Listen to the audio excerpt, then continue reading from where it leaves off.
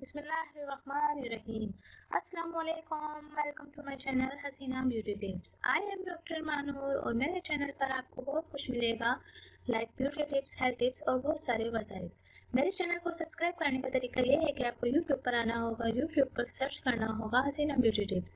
इस तरह से मेरा चैनल ओपन होगा और साइड में सब्सक्राइब का बटन दिया गया है, वहाँ आपको क्लिक करना होगा।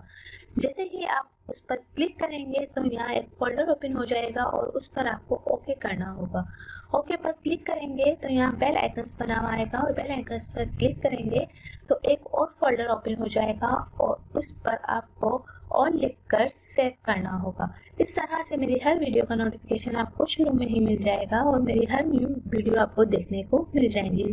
तो नाज़रीन, चलते हैं आज के टॉपिक की तरफ। आज का जो मेरा टॉपिक है वो